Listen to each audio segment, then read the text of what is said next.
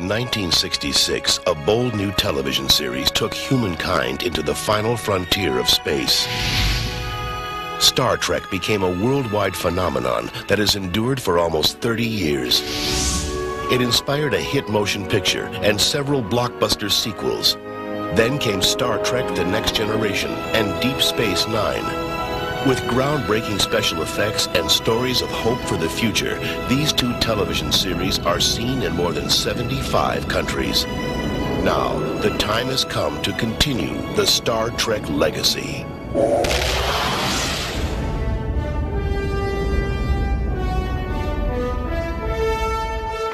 Report.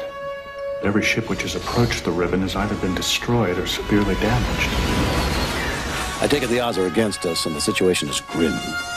You could say that. Sounds like fun. Warp 1, engage! Action! Go! The movie event of the year comes to the screen in Star Trek Generations, the ultimate action-adventure from Paramount Pictures. I have an appointment with eternity, and I don't want to be late. The film is the culmination of the Star Trek saga, bringing together elements of the past, present, and future. Yes! Patrick Stewart and William Shatner star as captains of the Starship Enterprise, two men from different time periods, drawn together to battle an evil alien, played by Malcolm McDowell. Did you get anything from the human? No. His heart just wasn't in it. Set a course for the Viridian system, maximum warp. Generations showcases the latest in state-of-the-art special effects. For producer Rick Berman, the appeal of the film lies in the strength of its characters and the scope of its story. I've always been fascinated with stories that start in one century and then stop and then pick up in another. And we have a story that I think is somewhat epic in quality because it spans 2 centuries. It's a story that takes place in many different areas of our galaxy. It's a story that deals with 3 different men who are thinking about and or seeking immortality in entirely different ways. And it's a story that has a tremendous amount of humor to it. Humor! I love it! And a tremendous amount of action as well. Let's go! The major story deals with how we regard the time that we have here on this planet and what we leave behind us, which has a very strong emotional content. Come back with me. Help us stop Sauron. Make a difference. Who am I to argue with the captain of the Enterprise? The chemistry between Stewart and Shatner is at the heart of the film. Director David Carson worked closely with the pair. They're tremendous together. Patrick and Bill are great actors, and they fired off each other and brought the scenes that they're in to great heights together. You're a Starfleet officer. You have a duty. I don't need to be lectured by you. I was out saving the galaxy when your grandfather was in diapers. Besides which, I think the galaxy owes me one. For me, the joy of working with Patrick means that in addition to having some fun on a movie, even in this rarefied atmosphere, I've made a friend, and that's equally important to me. Hear, hear. We have to work together. We are working together. Trust me. Go. Good luck, Captain. Call me Jim. The Enterprise crew includes a distinguished group of supporting actors, including Jonathan Frakes, Brent Spiner, LeVar Burton, Michael Dorn, Gates McFadden, and Marina Sirtis. Data, over here I found something. The story of Generations is a classic tale of good versus evil. At the center of the conflict is an interstellar phenomenon called the Nexus. We created a different environment that we call the Nexus, which is where all one's dreams and imaginings come true. I love you, Father. I love you. Aren't we all addicted to that? Wouldn't we all love that? No hassles, nothing. To go to the Nexus, Nirvana, you know, to go to Shangri-La. No stress, no strain, of course. And this character is obsessed. He's had it once. He wants it again. They say time is the fire in which we burn. The doorway to the Nexus is an immense energy ribbon. To create this effect, the filmmakers turned to the special effects wizards at Industrial Light and Magic. Most of these effects are happening entirely in the computer. With computer graphics, you really have a much greater level of control, and you're really free to visualize anything you want, and that's where the fun is. The main computer graphics effect in this film is this energy ribbon. We didn't want it to be lightning or fire. We wanted it to be something completely otherworldly. The effects team utilized cutting-edge techniques to visualize the Nexus ribbon, beginning with a variety of grids and movement tests. The base element is the energy core.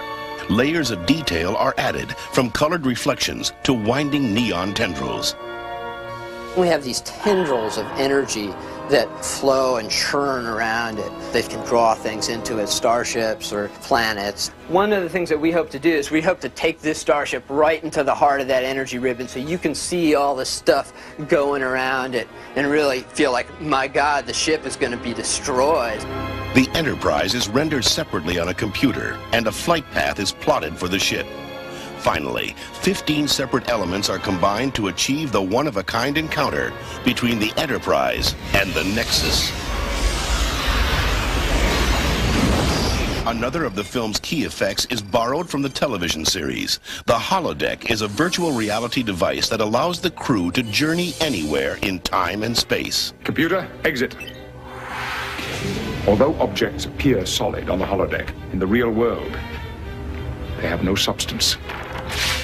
In the television series, the characters traveled from Victorian England to the Old West. In the film, the Enterprise crew uses the holodeck to board an 18th century ship. This scene was shot off the Southern California coast. Our first week was spent on an old schooner called the Lady Washington, and we were all in period British naval garb with the tri-corner hats and the wonderful big epaulets. It was a chance to go out to sea with your friends for a week and wear wild costumes. It was not pleasant the first couple of days because some of us don't have our sea legs. I might be called Marina, but I was misnamed because I'm not really of the sea. I was feeling very poorly for the first couple of days and had to get past that. From the cool breezes of the Pacific Ocean, the production moved to the remote Nevada desert. There, they filmed a pivotal confrontation between the starship captains and Dr. Soren. Miles from civilization, this location doubled as the planet Viridian 3. This is one of the most spectacularly beautiful and dramatic locations I've ever filmed in. The whole place has a feeling of somewhere where human beings have no right to be. It's entirely alien, and I mean no pun by that. This area of the desert is appropriately called the Valley of Fire, where cast and crew spent more than a week shooting under grueling conditions. We're looking at pretty well a sheer rock face here, and even sheerer on the other side. And for 4 days, we've been on the very summit. The only way that you can achieve the summit there is going hand over hand up a rope, and every single member of the cast and crew has done that every time we got up to the summit. Hey, Mark! And action!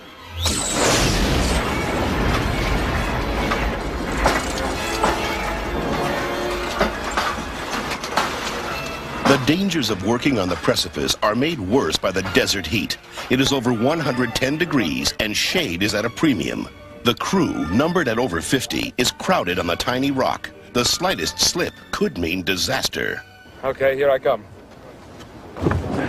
As filming progresses, the wind kicks up at a relentless 50 miles an hour, increasing the risk as well as the actors' discomfort. And if I'm not too much mistaken, you're dead. For Shatner and McDowell, staging the dangerous fight sequence was a challenge. I've done a lot of fights, but I've never been on a rock like this. I mean, this is scaling the heights of fights. At a height of over 200 feet, and under the scorching sun, the actors shed their heavy costumes to block out the complex scene. Can I say one other thing that'll really help this? Given the circumstances, there cannot be enough rehearsal. 7, 8, 9, 10. Fatigue is an enemy Total denial is the only way out. You just deny that you're tired. I'm not tired. Because of this burning hot sun, I am beginning to turn the color of this suit. In 6 days, if you're around, we'll probably be like a piece of burnt toast on a plate. Cut! Very good. That worked great. Terrific. Even under the most adverse conditions, the cast and crew found humor. Come on, come on, come on, come on. I'll smack you with my bloody gun.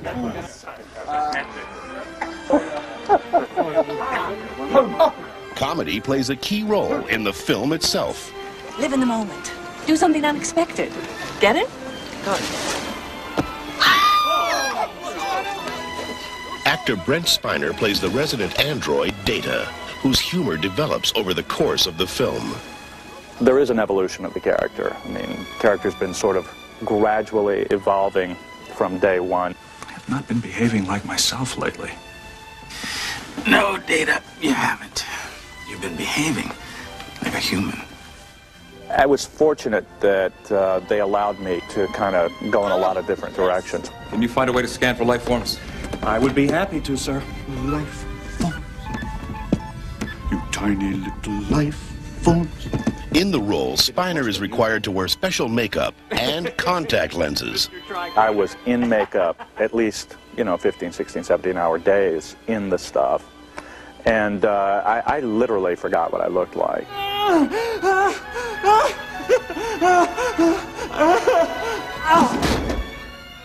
Creating a look for Data was one of many challenges for Academy Award-winning makeup artist Michael Westmore. He also supervised the makeup design for hundreds of other alien creatures. Human females are so repulsive. I enjoy my work. In fact, my wife, she sends me off to Camp Star Trek Monday through Friday, and she gets me on the weekend. Is that bad or what?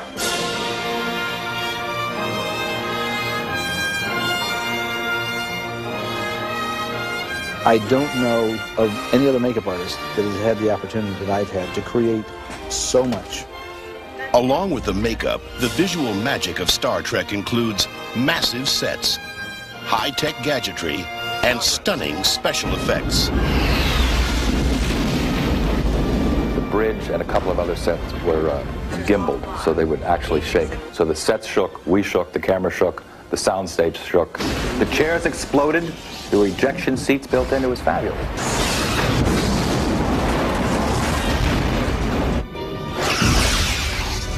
In one of the film's most spectacular special effects sequences, the crew of the Enterprise faces off against the evil Klingons. Fire at will.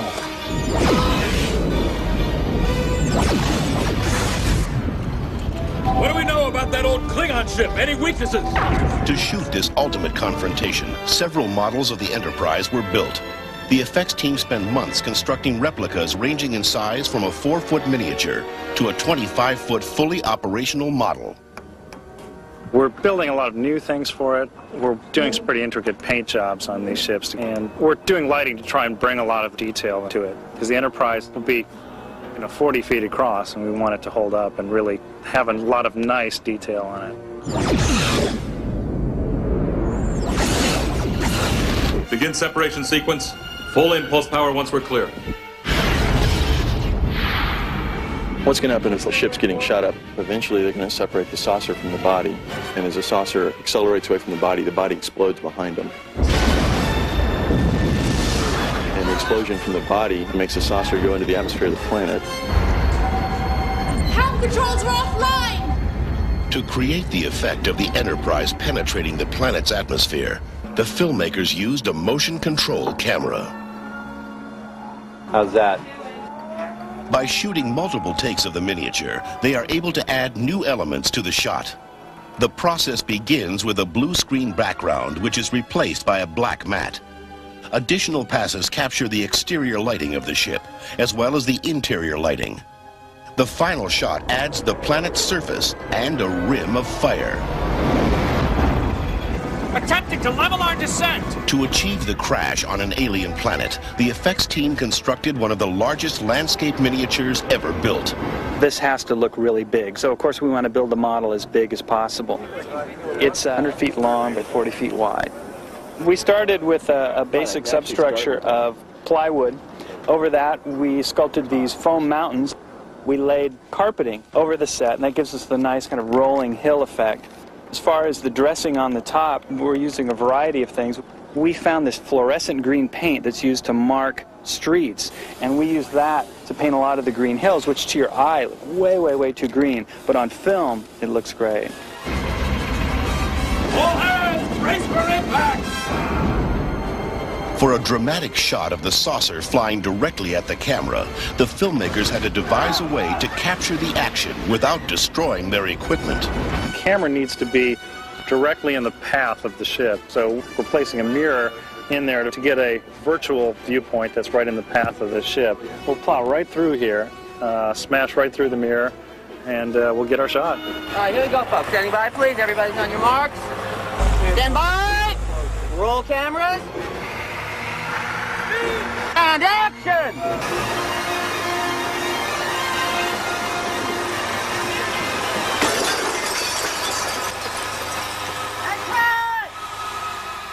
We got a really nice piece there. Boy, real dramatic, right into camera.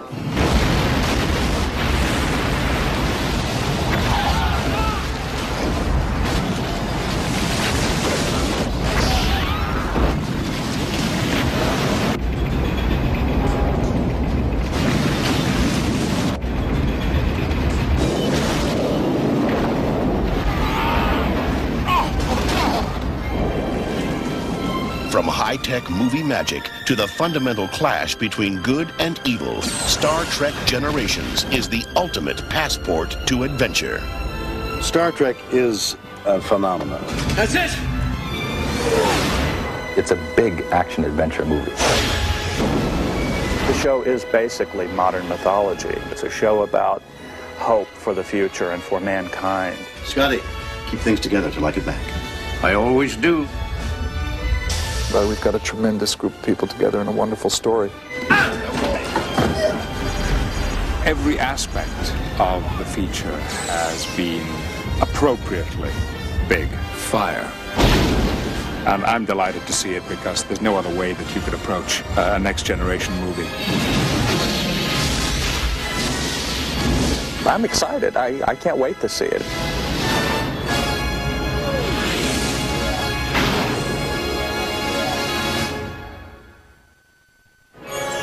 Experience the adventure of Star Trek on home video. The Next Generation, Deep Space Nine, the TV movies, and the feature films. All these exciting Star Trek titles are available at your local Woolworths, so beam on down and start collecting today.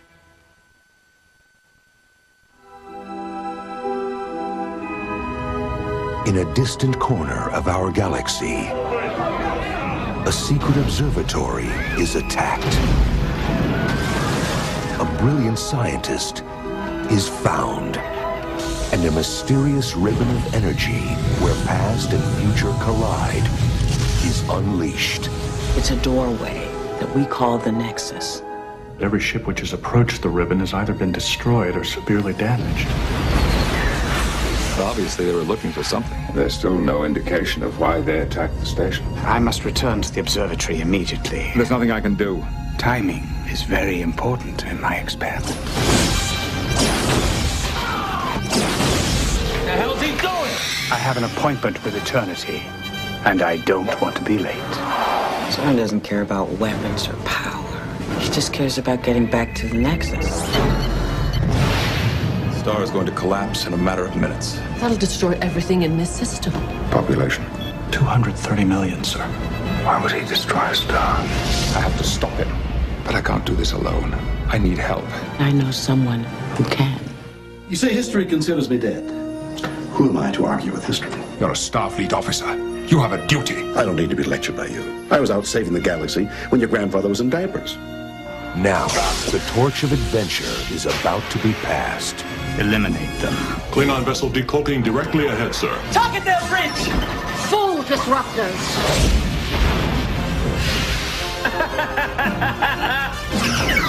Let's go! Bridge, we have a new problem! All right, let's move them out. Let's go. Take them out. 10 seconds to warp core breach. Brace for impact! Let's try and cheat death together. Warp 1, engage!